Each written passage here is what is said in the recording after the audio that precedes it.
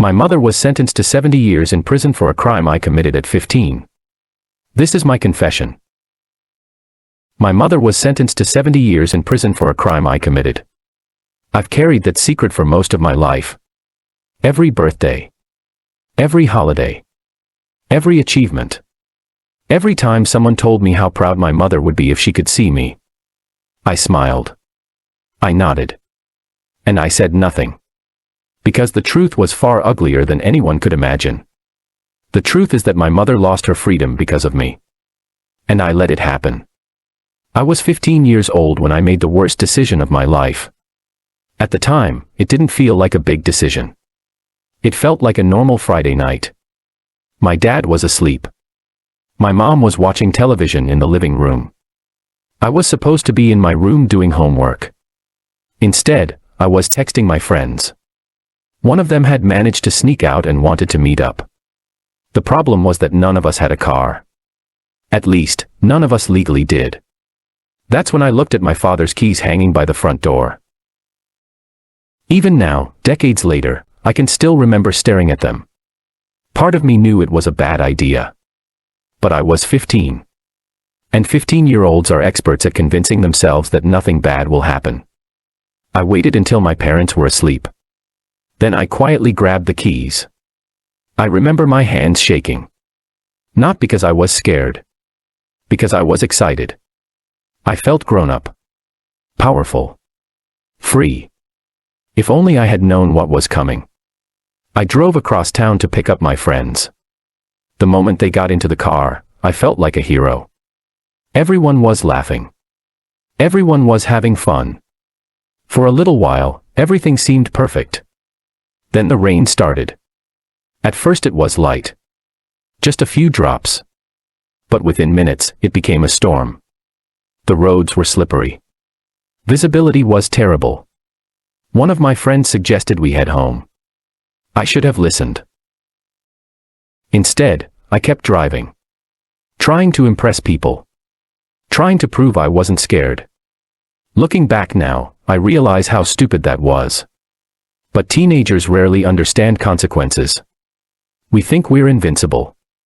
Until reality reminds us otherwise. I was approaching an intersection when it happened. A single moment. One mistake. 1 second that destroyed multiple lives. I looked away from the road. Just for an instant. Someone in the back seat said something funny. I laughed. Then I looked forward again. And saw headlights. Everything happened too fast. I slammed on the brakes. The car skidded. The tires screamed. Then came the impact. The sound is something I'll never forget. Metal. Glass. Screaming. Silence. When I opened my eyes, everything felt unreal. The windshield was shattered. Smoke filled the air. One of my friends was crying. Another was bleeding from his forehead. I could barely breathe. Then I saw the other vehicle. The driver wasn't moving. People started gathering. Someone called emergency services. I remember standing there in the rain, shaking uncontrollably. I knew. Even before the police arrived. I knew something terrible had happened. The driver of the other car died before reaching the hospital. A husband. A father. A man who had simply been driving home. Gone. Because of me. The police questioned everyone at the scene. My friends told the truth. I was driving. I admitted it immediately. There was no point lying. I was arrested that night. I still remember sitting in a small room at the police station. Terrified. Crying. Certain my life was over. Then my mother arrived. The moment she saw me, she hugged me. I expected her to yell. To scream. To tell me how badly I had messed up. Instead, she just held me. And whispered something I'll never forget. It's going to be okay. I didn't understand how she could possibly say that. Nothing was okay. Someone was dead. I had destroyed a family. I had destroyed my own future. But my mother kept repeating those words. It's going to be okay. The next morning, everything changed. A detective entered the room. His expression was different. Confused. Almost uncomfortable. Then he told me something that made no sense. "You've been released." I stared at him. "What? You're free to go." I thought there had been some kind of mistake. I asked him what he meant. That's when he explained. During the night, my mother had returned to the station. She told the police that she had been driving. Not me. She claimed she had panicked after the crash and fled the scene. She said she forced me to take responsibility because she was scared. At first, nobody believed her. But she refused to change her story. Hour after hour. Question after question. She never changed a single detail. I couldn't understand it. None of it made sense. I tried to tell them she was lying. I told them I was the driver. I told them the crash was my fault. But suddenly nobody wanted to listen. Because my mother's story had one thing mine didn't. She was an adult. I was a frightened teenager. And somehow, her confession carried more weight. The investigation dragged on for months. Every day I expected the truth to come out. Every day I expected someone to realize what was happening. Instead, the opposite happened. The case against my mother grew stronger. Evidence was interpreted in ways that supported her version. Witness statements became complicated. Lawyers got involved. And little by little, I watched the impossible become reality. The trial began almost a year later. I sat in the courtroom and listened as my mother confessed again. And again. And again. Every opportunity she had to tell the truth. She refused. Then came the day the verdict was announced. I remember looking at her. Waiting for her to finally stop this nightmare. Waiting for her to tell everyone the truth. Instead, she looked directly at me. And smiled. A small smile. The kind mothers give their children when they're trying to comfort them. Then the judge announced the sentence. And my entire world collapsed. Then the judge announced the sentence. 70 years. I remember hearing the number and thinking there had to be some kind of mistake. 70 years. My mother was in her 40s. A 70-year sentence was practically a life sentence. The courtroom went silent. My father broke down crying. I couldn't move. I couldn't breathe. I couldn't even process what had just happened. The bailiff began leading my mother away. That was the moment. The moment I should have stood up. The moment I should have told the truth. The moment I should have confessed everything. But I didn't. I froze. And that decision haunted me for the rest of my life. Before she disappeared through the courtroom doors, my mother turned around one last time. She looked directly at me. Then she smiled. The same smile she'd given me my entire childhood whenever I was scared. As if she was comforting me. As if she was the one trying to make me feel better. A few seconds later, she was gone. And my life was never the same again. The newspapers covered the story for weeks. A woman convicted of causing a fatal crash. A tragic accident. A grieving family. Everyone talked about it. Everyone had an opinion. Meanwhile, I was living with a secret that felt heavier every day. At first, I convinced myself that someone would figure it out. Surely the truth would come out eventually. Surely investigators would discover something. Surely my mother would change her story. But she never did. Months became years. And somehow, the lie survived. I graduated high school. Then college. I got a job. Built a career. Made friends.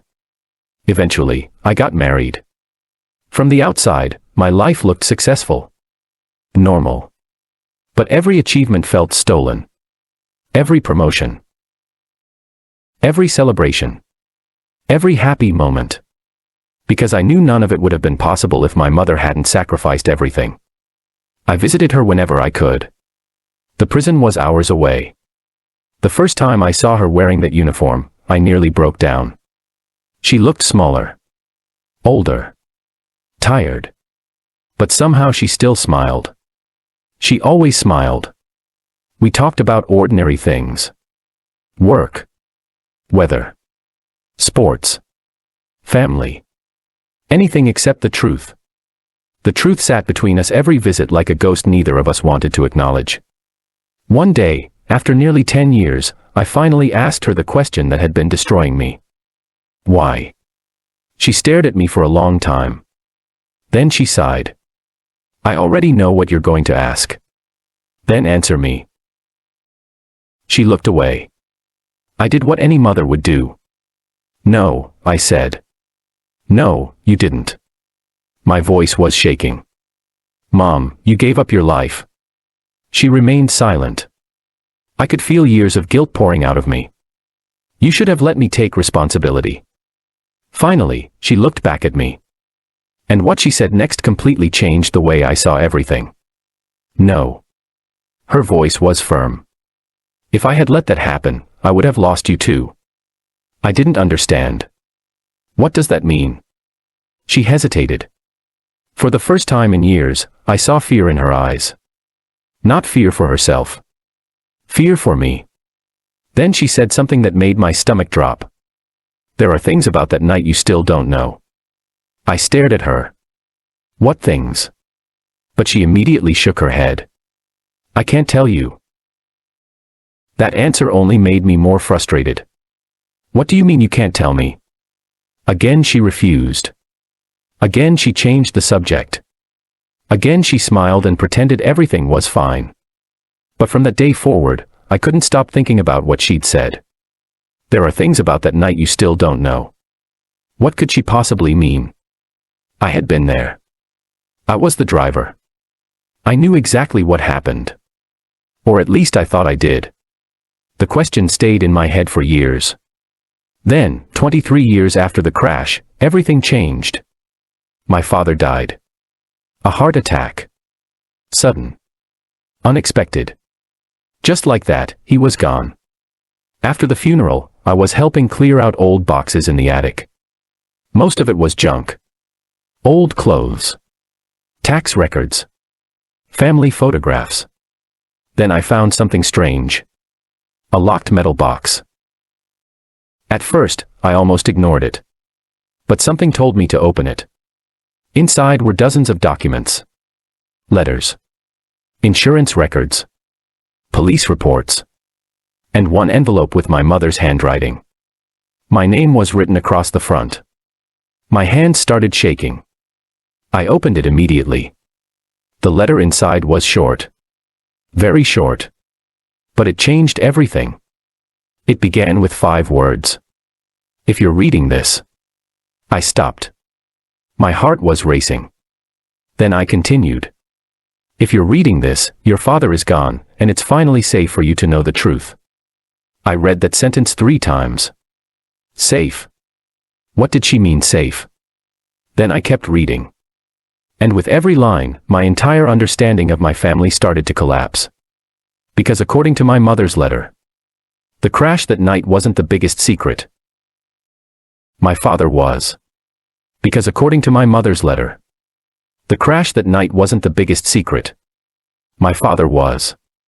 I remember reading that sentence over and over. Certain I had misunderstood it. My father. What did he have to do with any of this? The man had been dead for months. And for most of my life, I had believed he was the victim in all of this. The husband whose wife went to prison. The father whose family had been torn apart. But as I continued reading, that image began to fall apart. According to my mother's letter, my father had known the truth from the very beginning.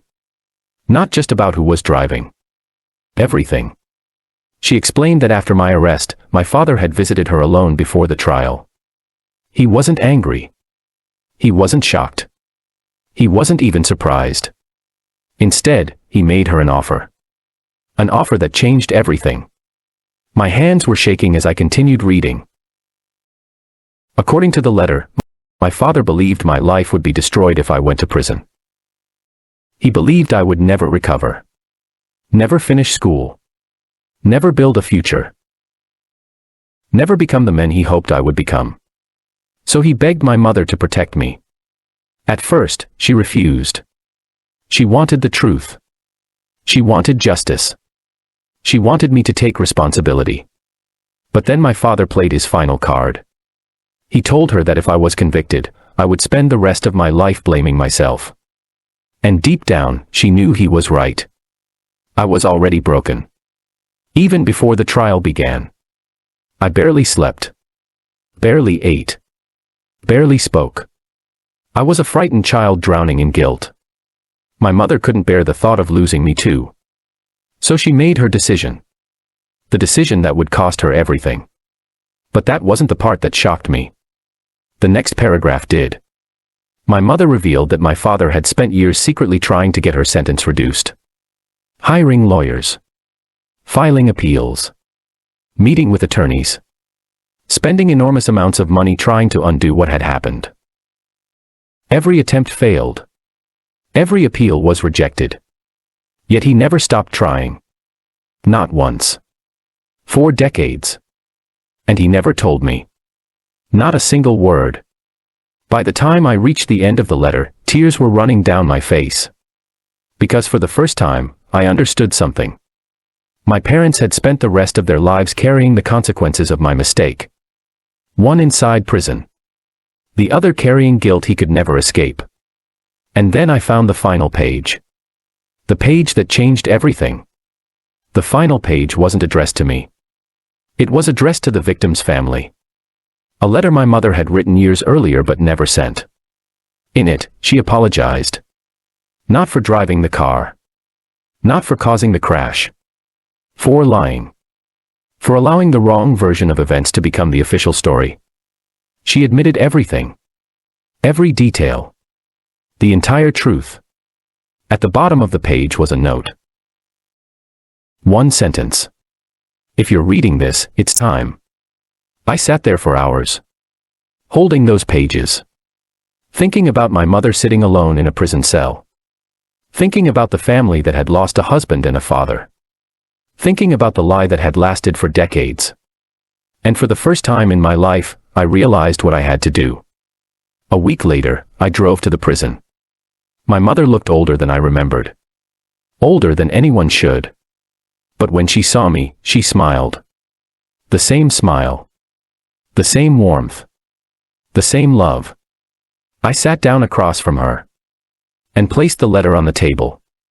The moment she saw it, her expression changed. She knew. I found it, I said. For a long time, neither of us spoke. Then she quietly nodded. I figured you would someday. I looked at her. Really looked at her. And suddenly I wasn't seeing an inmate. I wasn't seeing a prisoner. I was seeing my mother. The woman who had sacrificed everything because she loved her son. And for the first time in my life, I said the words I'd been too afraid to say. I'm sorry. She reached across the table and took my hand. Then she said something I'll never forget. You were 15. I shook my head. No. Tears filled my eyes. I've had decades to tell the truth. She squeezed my hand. Then she smiled again. And said the words that finally broke me. You've suffered enough. For years, I believed prison was the punishment. I thought the bars. The walls. The sentence. That was the punishment. But I was wrong. Because while my mother spent years behind bars, I spent years trapped inside my own guilt. Neither of us was truly free. When I left the prison that day, I made a promise. No more lies. No more secrets. No more hiding. For the first time in my life, I told the truth. Not because it could change the past. Not because it could erase what happened. And not because it could give anyone their lost years back. I told the truth because some burdens become too heavy to carry alone. My mother sacrificed her freedom trying to save me. But in the end, the only thing that saved me was finally telling the truth.